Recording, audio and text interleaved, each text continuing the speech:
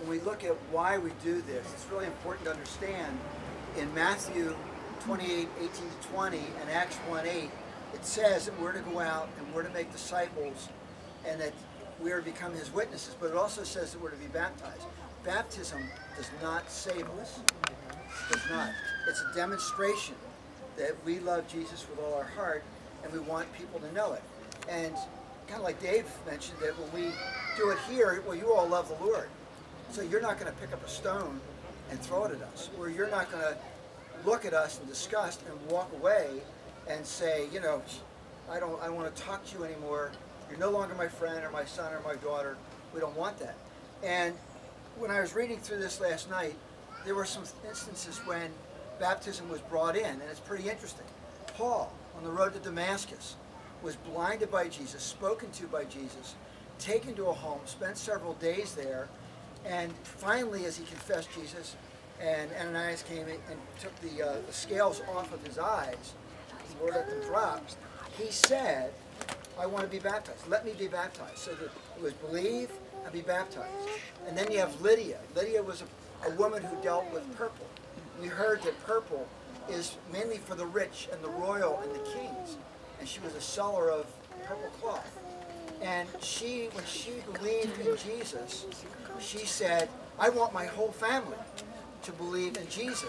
And she said, can we be baptized? Can we be baptized right now? The Ethiopian eunuch on the road was going along, and Philip came along. God sent Philip by the Holy Spirit there, and he was reading in Isaiah and said, I don't understand this. And Philip was able to explain to him what the scriptures had to say. And because of that, he looked down and he saw some water, and he said, what prevents me from being baptized?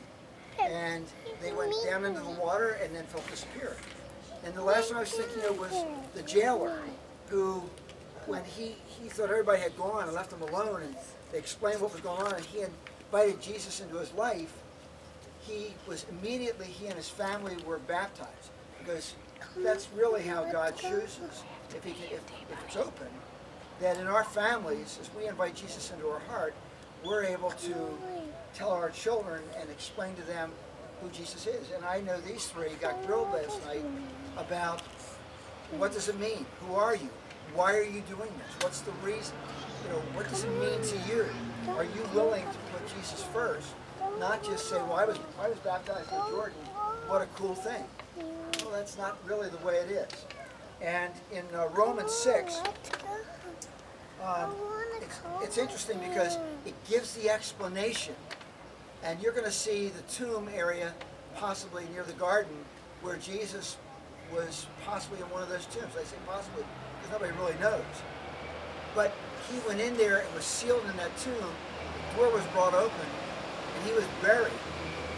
And the door was open not so he could get out, how silly. It was open so we could get in and see what happened.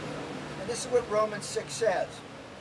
Therefore, we have been buried with him through baptism into death, so that as Christ was raised from the dead through the glory of the Father, so we might walk in newness of life. And I want you to think about that. It's a whole new life when we invite Jesus into our hearts. Our old life should be gone. All the garbage, all the junk, all the things that were dragging us down in sin, according to this, we have a new life. For if we have become united with him in the likeness of his death, certainly we shall also be in the likeness of his resurrection. Knowing this, and this is very important, so listen, that our old self was crucified with him, in order that our body of sin might be done away with, so that we would no longer be slaves to sin, for he who has died is freed from sin. You know, you need to realize that when Jesus died on that cross, he took care of our sin. Satan comes along and he tries to make us feel like we're not dead. He tries to feel like the sin is still clinging to us. It's not. It's not. We don't have to sin. We have the ability to pray and say, Father, I'm tripping here, I'm falling, I'm thinking things, I'm doing things, I'm saying things, I'm angry on the bus because my seat got moved, or I'm up front or in the back, or whatever all the stuff goes on in our lives. We need to say, Lord, you know what? We love you. and you're Lord of my life. You're King of my heart, and I want you to just take control of my life. And I want to be buried with you and raised with you. And I'll never forget that.